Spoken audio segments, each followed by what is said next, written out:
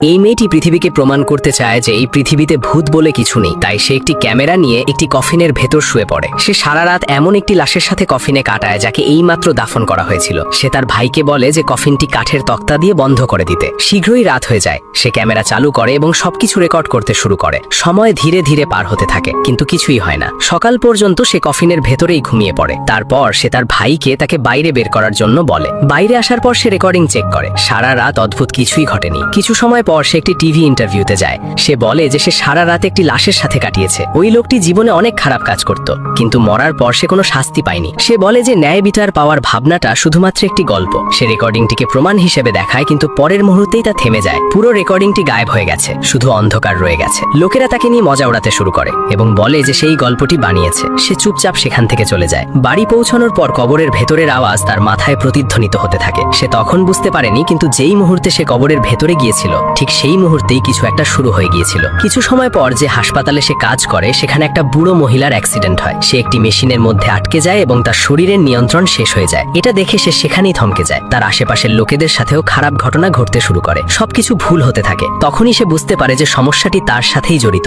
এবং এই সবকিছু কবর থেকে শুরু হয়েছিল। সে সাথে সাথে আবার কবরের কাছে যায়। সে মাটি সরিয়ে কফিন খোলে, কিন্তু ভেতরে লাশ থাকে না। তখনই হঠাৎ তার ভারসাম্য বিগড়ে যায় এবং সে কবরের ভেতরে পড়ে যায়। মাটি ভেঙে যায় এবং সে অন্ধকারে চলে যায়। যখন সে পুনরায় চোখ খোলে তখন সে বুঝতে পারে যে সে কখনোই বাইরে বের হতেই পারেনি। আগে যা কিছু ঘটেছিল তা সব একটি স্বপ্ন ছিল। সে তার ভাইকে আওয়াজ দেয়, কিন্তু কোনো উত্তর আসে না। তখনই হঠাৎ একটি সাপ ধীরে ধীরে তার দিকে এগিয়ে আসতে থাকে। ওটা অনেক ঠান্ডা এবং অদ্ভুত লাগছিল, যেন অন্য কোথাও থেকে এসেছে। সে ক্যামেরার দিকে তাকায় এবং তার শ্বাস আটকে যায়। কফিনের ভেতর রাখা লাশটি উঠে বসে পড়ে এবং কোনো একদিকে তাকাতে থাকে, যেন তার শেষ চিৎকার শুরু হয়ে গেছে।